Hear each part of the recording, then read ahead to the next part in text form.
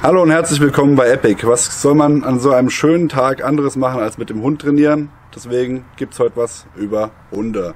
Bleibt dran, es geht gleich los.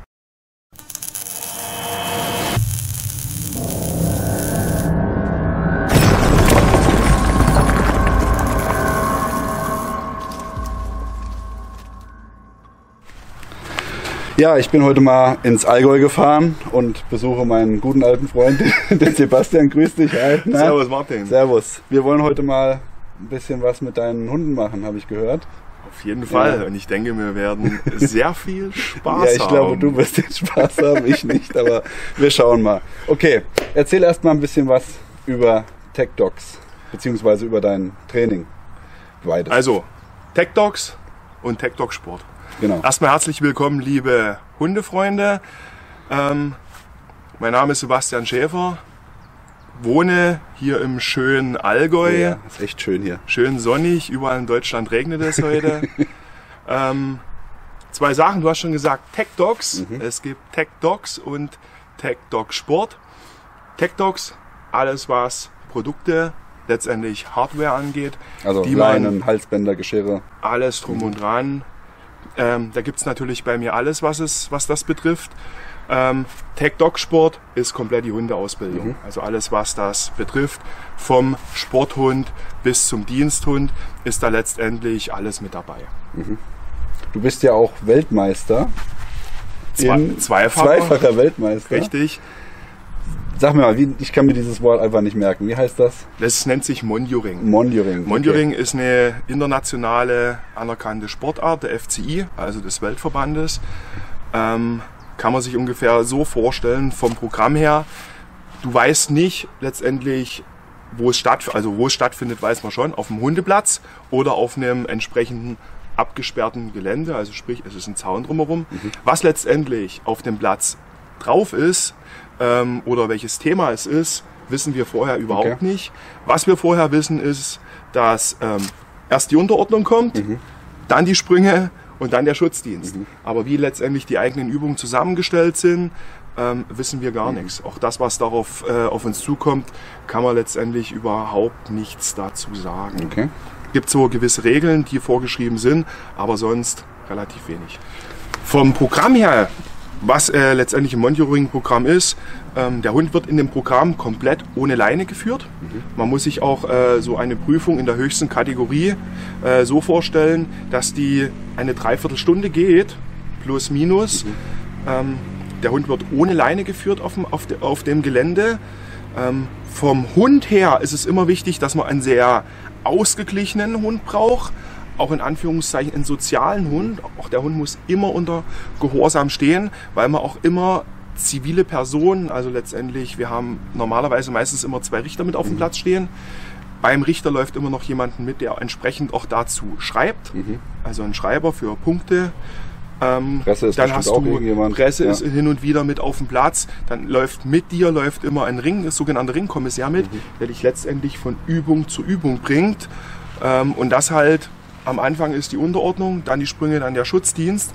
Und gerade von der Unterordnung zu den Sprüngen zum Schutzdienst hat man natürlich auch gewisse Zeit, auch da, wie man da über den Platz läuft. Und gerade beim Schutzdienst, die Helfer haben nicht wie im normalen Hundesport, wie das jeder kennt, dass sie nur einen Hetzarm haben, sondern hier im Monitoring haben die Helfer dann auch einen Vollschutzanzug an. Ich persönlich unterscheide vom Vollschutzanzug, den die Helfer im Monitoring anhaben, ganz klar und deutlich zu dem Vollschutzanzug oder Zivilschutzanzug, wie es letztendlich in der Diensthundeausbildung ist. Ich mache da ganz große Unterschiede, weil im Monitoring ist der Helfer letztendlich in Anführungszeichen ein Sozialpartner. Also sprich ist der Helfer für einen Hund nur ein Bällchen, nicht mehr und nicht weniger. Wenn der Anzug aus ist, kann jeder Helfer zu dem Hund hingehen, ihn anfassen, streicheln. Das sollte da überhaupt kein Problem sein. Was jetzt die Diensthundearbeit angeht, dort möchte ich natürlich, dass der Helfer kein Sozialpartner ist, sondern wirklich ein Gegner, Täter und Opfer ist, wo ich natürlich auch ganz andere Bereiche für einen Hund anspreche.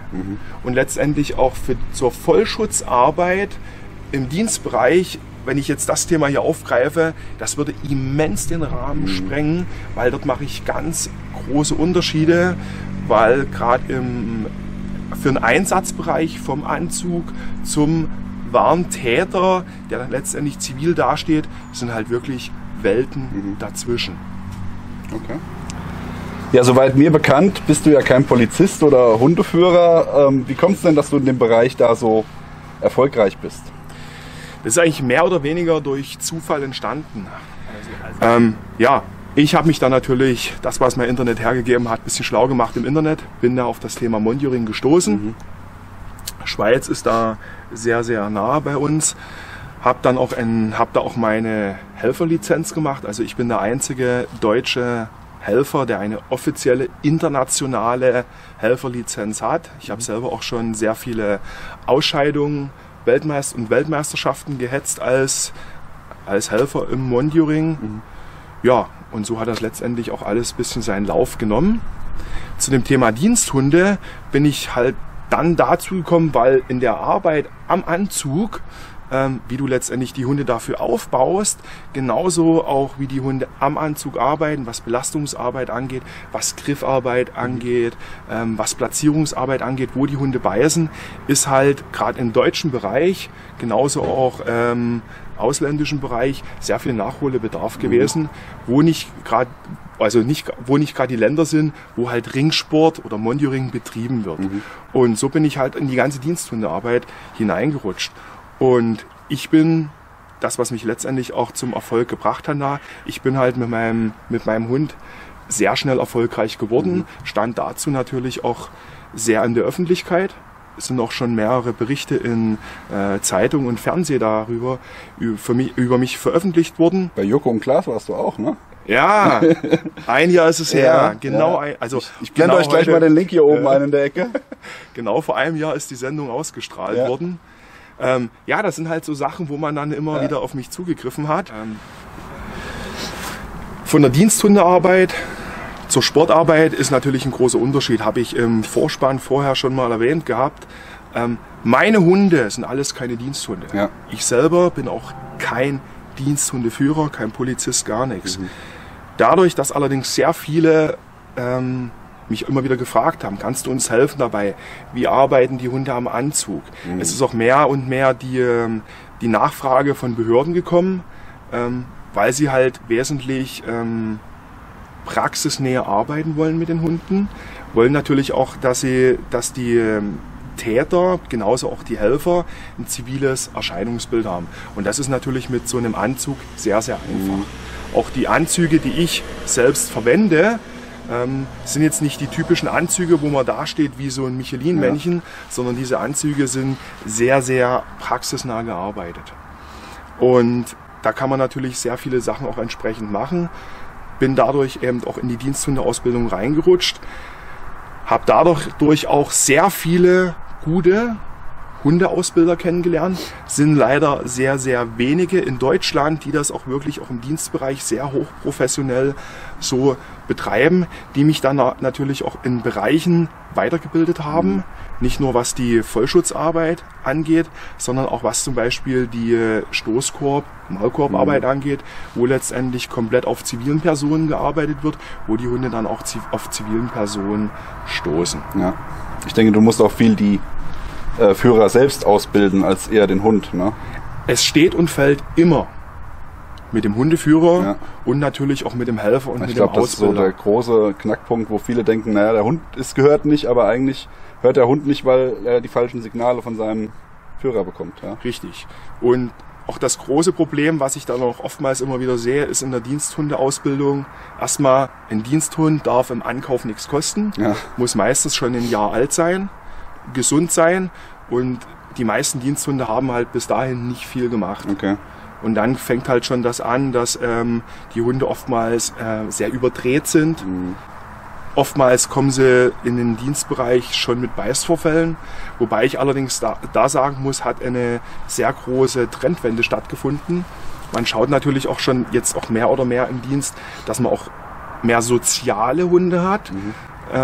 Ist in Anführungszeichen, ich sage es wirklich in Anführungszeichen, nicht schlecht, Man braucht aber einen gewissen Hundetyp, der natürlich das auch mitmacht. Das funktioniert nicht mit jedem Hund. Also es gibt Hunde, wenn man mit den Hunden das erste Mal wirklich Zivilarbeit, Konfliktarbeit oder Aggressionsarbeit gemacht hat, die danach nicht unbedingt die Leute, die vor ihm stehen, vor dem Hund stehen, unbedingt als Sozialpartner wahrnehmen, sondern wirklich als Gegner oder als Opfer oder Täter. Also da muss man ganz klar unterscheiden. Das möchte ich natürlich für den Sport überhaupt nicht haben. Von der Ausbildung her, die meisten Hundeführer, die zu mir kommen, haben oftmals schon Welpen. Werden dann meistens mit einem Jahr angekauft bei der Polizei. Wenn nicht, wenn sie mit einem jährigen Hund kommen, muss man natürlich immer ein bisschen abwägen, was kann der Hund schon, wie bauen wir richtig auf. Mir ist natürlich wesentlich lieber, wenn man einen Welpen hat, weil man kann natürlich dort schon sehr viele Sachen, was ich letztendlich für einen dienstlichen Bereich brauche, im Vorfeld sehr gut prägen, erziehen und ausbilden. Also das spielt ein sehr großes Feld in der Ausbildung eine riesengroße Rolle. Alles, was jetzt, ich sag mal, auch in den Spürhundebereich reingeht. Die meisten Diensthunde werden ja gerade in Deutschland dual gearbeitet, also sprich, die sind Schutzhunde und Spürhunde im Bereich BTM oder Sprengstoff oder oftmals auch Suchhunde, sogenannte Mentrailing-Hunde, die dann auch Personen suchen, die geflüchtet sind, abgängig sind, etc. Was die Ausbildung, Junghundeausbildung angeht, auch um mich und drumherum, gehört natürlich um den Hundeführer drumherum, gehört natürlich auch die Unterordnung dazu. Baue ich relativ einfach und simpel alles über Futter auf, wo ich dem Hund auch da schon frühzeitig die Flexibilität gebe und dem Hundeführer, dass er nicht bloß an einer Stelle gebunden ist, sondern in erster Linie um den Hundeführer, dass er rechts laufen kann, dass er links laufen kann, dass er in der Mitte laufen kann, dass ich auch in den Einsatzlagen so flexibel wie möglich bin. Ich möchte euch ein paar Sachen zeigen zum Thema Welpen- und Junghundeaufbau. Einfach mal kurz ein bisschen Futter treiben dran. Geht es mir erstmal nur, dass der Hund an der Futterhand arbeitet, Kontakt macht und natürlich ein bisschen Geräusch, Desensibilisierung. So, ich habe hier schon mal einen Welpen, 5 Monate alter belgischer Schäferhund. Steht hier auch schon sehr hoch in der Motivation drin, gerade was das Futter anbetrifft. Ist mir persönlich sehr, sehr wichtig, weil ich auch da schon die ersten Steps anfange aufzubauen. Jetzt erstmal nur die Position neben mir, dass er auch im Kontakt immer arbeitet. Jimmy!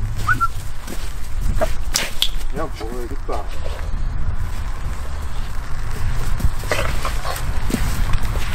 Hier schon für die Fußarbeit.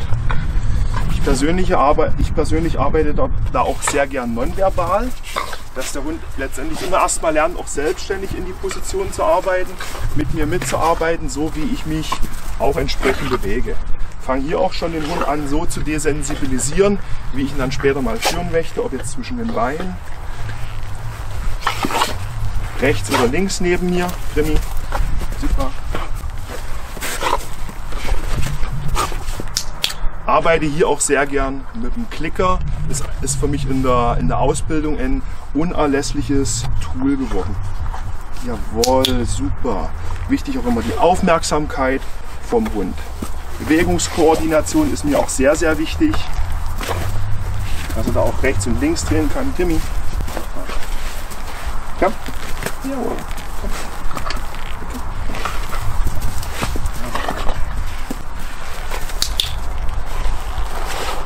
Komm. Jawohl, jawohl. Super.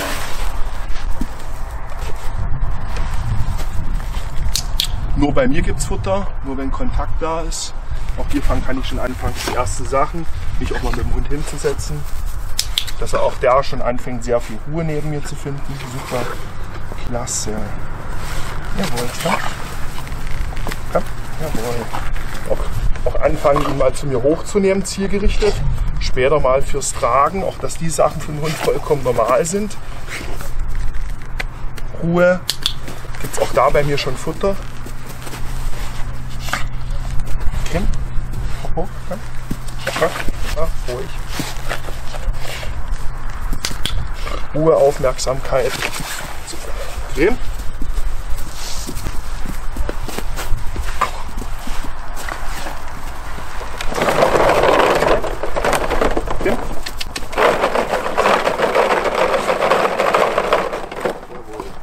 desensibilisieren auf Geräusche.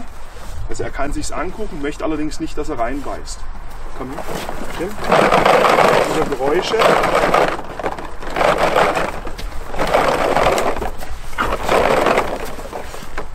Kim. Ja, super. Beim Erwachsenenhund oder schon beim ausgebildeten Hund ist natürlich dann die Ausbildung schon etwas vielfältiger. Also wo wir dann auch Praxissachen Step by Step abarbeiten, auch Bewachungssachen. Mir persönlich ist da immer wichtig, dass die Hunde sehr viel Selbstkontrolle haben. Also bei mir lernen die Hunde in erster Linie auch sehr viel Ruhe und Ausgeglichenheit und nicht immer nur Gas zu geben, rumzubellen, alles anzunehmen, sondern auch sich zurückzunehmen. Und wenn man jetzt mal oder einfach so die Top-Rassen anguckt, die im Dienstbereich geführt werden, ist der belgische Schäferhund ganz oben. Kommt natürlich auch aus verschiedenen Ländern, oftmals auch der holländische Schäferhund, beziehungsweise der deutsche Schäferhund. Ja. Trendwende ist oftmals so zu Hunden, gerade auch was beim belgischen Schäferhund kommt, dass die Hunde sehr hochtriebig und nervig gezüchtet werden. Es ist im Vorfeld sehr, sehr wichtig, dass die Hunde in der Grundausbildung sehr ruhig und sachlich geführt werden. Okay. Ist auch immer wichtig, da auch gerade die Hundeführer dafür zu schulen, auch sich mental ein ganzes Stück zurückzunehmen. Also da auch sehr ausgeglichen zu sein. Gerade wenn jetzt zum Beispiel Stresssituationen, Einsatzsituationen kommen, wo sie lernen müssen, sich komplett zurückzunehmen. Und wichtig ist auch, sich immer auf den Hund zu konzentrieren. Weil oftmals sind solche Sachen dann, wo letztendlich die Hunde den Menschen widerspiegeln, das, was er letztendlich auch da nach außen projiziert und dann oftmals ein bisschen unkontrollierbar sind. Und da ist es natürlich auch wichtig, dass man solche Sachen im Training auch mit einfließen lässt. Hier kann man das machen, wo ich dann auch zielgerichtet dann die Hundeführer entsprechend mal richtig stresse. Also den gehe ich mal richtig auf den Sack, dass die auch lernen, sich dort komplett zurückzunehmen. Okay. Hier seht ihr jetzt einen erwachsenen, ausgebildeten Hund. Also das ist mein aktueller Sporthund, Dart, 4 Jahre alt. Dart vom Streitwald. Aus dem Streichelwald, genau. Nee, vom Streitwald heißt der Zwinger. Ist auch der gewesen, der bei Joko und Klaas mit dabei gewesen ist. Den habe ich auch schon live gesehen, der ist echt cool, der Dart. Ja, ist so ein bisschen Eichhörnchen auf Ecstasy. Das ist so dieser Typ, sehr viel Trieb, weiß er manchmal auch nicht genau wohin damit, ist aber gerade für diese Arbeiten, für diese Ausbildung richtig gut geeignet. Nehme ich auch selber sehr viel für die Diensthundeausbildung, um den Diensthundeführern zu zeigen, was letztendlich möglich ist mit einem Hund, was ein Hund alles ableisten kann, mit dem Hundeführer, aber auch am Hundeführer. Schaut es euch an. Ja, Freunde, jetzt hat mich der Sebastian dazu überredet, auch mal in so einen Anzug zu steigen. Also erstmal immer Respekt an die Helfer, da kann man sich ja null drin bewegen. Also ich frage mich, wie ihr da wegrennen könnt, geschweige denn irgendwas machen. Also das ist wirklich sehr, sehr unangenehm. Naja, jetzt gucken wir mal, wie sich das so anfühlt, wenn man da drin gebissen wird. Geht gleich los. Rest. Bist du bereit, Martin?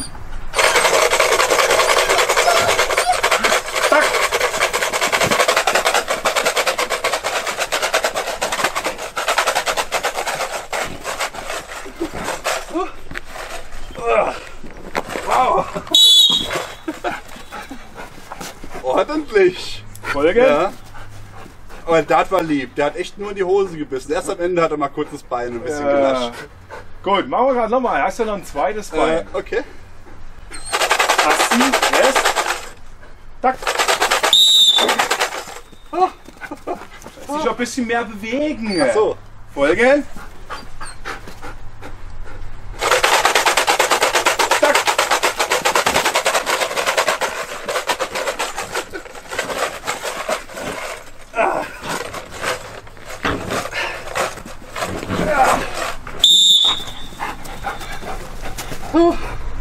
Folgen. Ja, damit sind wir, denke ich, so ziemlich am Ende, oder? War ja schon einiges Spannendes dabei jetzt. Ich sage jetzt mal, für so einen Tag so Hundeausbildung, was wir halt überwiegend gemacht haben. So einen Tag zu füllen ist natürlich unmöglich. Also da gibt es so viele tolle Sachen. Aber du hast zumindest mal einen Einblick jetzt in alles reingegeben. Genau. Also wenn ihr irgendwas mal noch im Detail sehen wollt, einfach hier unten in die Kommentare schreiben, dann liefern wir das noch nach. Ja, der Sebastian ist nicht aus der Welt und da komme ich einfach mal vorbei und dann machen wir noch mal was.